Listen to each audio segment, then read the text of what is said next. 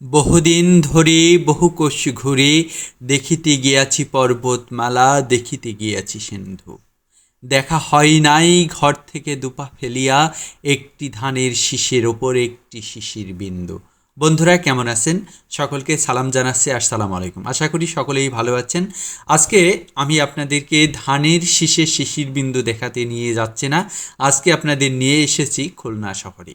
খুলনা শহরের অনেক কথাই আপনারা শুনেছেন, অনেক কিছুই ইতোমধ্যে জেনে গেছেন। তবে খুলনা শহরটাকে আপনাদের নিয়ে একটু ঘুরতে চাই। খুলনা শহরের আদ্যপান্ত আপনাদের সাথে একটু ভাগাভাগি করতে চাই। আশা করি শেষ পর্যন্ত আমার সাথেই থাকবেন। আমি যখন খুলনা শহরকে এভাবে এক জায়গা থেকে আরেক জায়গায় যাচ্ছিলাম, খুলনা শহরকে দেখছিলাম, আমার মন প্রাণ জুড়িয়ে যাচ্ছিল, প্রাণ ভরে যাচ্ছিল, হৃদয় ছুঁয়ে যাচ্ছিল খুলনা শহরের এই গঠন প্রকৃতি দেখে। খুলনা শহরে আমি যখন হোটেলে উঠেছিলাম তখন একটু কেমন লাগছিল, কারণ লবণ পানি গোসল করতে গেলেও একটু অন্যরকম লাগছিল। তবে যখন শহরটাতে ঘুরতে শুরু করলাম তখন মনে হলো যে না, ভিন্ন রঙের, ভিন্ন আঙ্গিকের, ভিন্ন গঠনের, ভিন্ন স্বাদের যদি কোনো শহর থাকে সেটি খুলনা শহর। বাংলাদেশের অনেকগুলো বিভাগীয় শহর রয়েছে, সেই শহরগুলোতে আপনি যদি যেয়ে থাকেন দেখবেন তার গঠন, তার মানুষের চলাফেরা, বিল্ডিংগুলোর আকৃতি, বিল্ডিংগুলোর গঠন, রাস্তাঘাটের প্রকৃতি, রাস্তাঘাটের সেই যানবাহনের পরিবহন সম্পূর্ণই আলাদা। আর এই খুলনা শহরে এসে আপনার মনে হবে যে সত্যিই অনন্য এক শহর হচ্ছে খুলনা। খুলনা শহরে আপনি যানবাহনগুলো দেখবেন এলোমেলোভাবে চলছে না, ঠিক নিয়ম শৃঙ্খলা যেভাবে দাঁড় করানো রয়েছে, নিয়ম মাফিকভাবে যে শহরে পরিবহন ব্যবস্থা পরিচালিত হয় সেই শহরটি খুলনা। এই খুলনা শহরের রাস্তাঘাটও আপনার মন আকর্ষণ করবে। এখানে কোনো উঁচু নিচু নেই, কোনো ভাঙা নেই।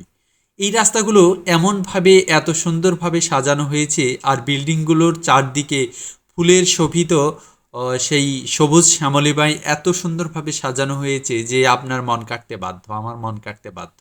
আপনাদের দেখে কেমন লাগছে জানি না, তবে আমি যেহেতু প্রত্যক্ষ চোখ দিয়ে দু চোখ ভরে দেখছিলাম, মনে হচ্ছিল যে কাল্পনিক কোনো জায়গায় চলে এসেছি, কাল্পনিক কোনো শহরে চলে এসেছি।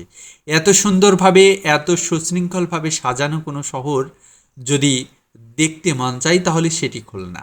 আমি অনেক শহরে গেছি, অনেক জায়গায় গেছি, কিন্তু এত সুন্দর, এত মনোরম, এত আকর্ষণীয় মনে হয় নাই।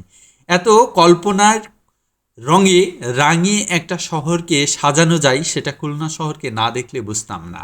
এই শহরে পাড়াপাড়ি নেই যানবাহনগুলোর, এই শহরে জনগণের চলাফেরার কোনো এলোমেলো বন্ধন, বিচ্ছিন্ন কোনো চলাফেরা নেই।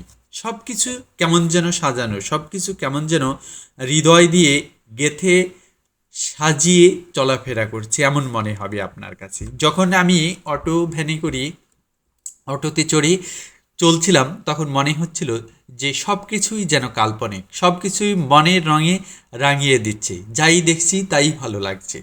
এখানে এসে সবচেয়ে আকর্ষণীয় জায়গা হচ্ছে এই শহরের চারদিক দিয়ে নদী রয়েছে, সেখানে যদি আপনি যান তখন দেখবেন যে আপনার মনটা আরোই ছুঁয়ে যাবে। যদি আমি সেই দৃশ্যগুলি আপনাদের এখন দেখাচ্ছি না, অন্য একটা ভিডিওতে আবার আপনাদের সামনে আনবো ইনশাল্লাহ। তবে এখন যেটুকু দেখাচ্ছি এটি খুলনা শহরের একবারে প্রাণকেন্দ্রে অবস্থিত জায়গাগুলি নির্দেশ্য। এখানে যখন আমি যাচ্ছিলাম দেখছিলাম যে বিল্ডিংগুলো যেমন সুন্দর রঙে রাঙানো, সুন্দর কাজে, শোভিত কাজে মড়ানো, ঠিক তদ্রূপ এখানে মানুষের চলাফেরাগুলোও খুব সুশৃঙ্খল। সত্যিকারের রং তুলিতে যদি কোনো শহর সাজানো হয় সেটি খুলনা শহর। খুলনা শহর মানেই ভিন্ন স্বাদের, ভিন্ন আঙ্গিকের, ভিন্ন রঙের কিছু। সেটা এখানে মানুষজনের চলাফেরা যেমন আপনাকে আকর্ষণ করবে, তেমন চারদিকের পরিবেশও আপনাকে আকর্ষণ করবে। আপনি এখানে যানবাহনগুলোও দেখবেন কেমন সুশৃঙ্খলভাবে সাজানো, এলোমেলো চলাফেরা নেই, মানুষজনের এলোমেলো চলাফেরা নেই। ঠিক মনে হবে যেন মনের মাধুরী দিয়ে সাজিয়ে কোনো শহর যদি সাজানো হয় সেটা খুলনা শহর। এই খুলনা শহরে একবার যদি আপনার বিচরণ থাকে তাহলে দেখবেন যে কতটা সুন্দর হতে পারে, কত আকর্ষণীয় হতে পারে, কত মনোরঞ্জনপূর্ণ একটা শহর হতে পারে। আর আমরা এখন কিন্তু পৌঁছে গেছি সেই খুলনা রেল স্টেশনে। তাই আপনাদের সাথে আর খুব বেশিক্ষণ থাকতে পারছি না, তবে পরবর্তী আরও একটি ভিডিও আছে, সেই ভিডিওর আমন্ত্রণ জানিয়ে আমি অল্প কিছুক্ষণের মধ্যেই আপনাদের কাছ থেকে বিদায় নিচ্ছি। সকলে ভালো থাকুন, সুস্থ থাকুন। আবারও খুলনার কোনো এক অংশের ভিডিও নিয়ে আপনাদের সামনে হাজির হব। আপনারা পাশে থাকবেন ইনশাল্লাহ। আল্লাহ।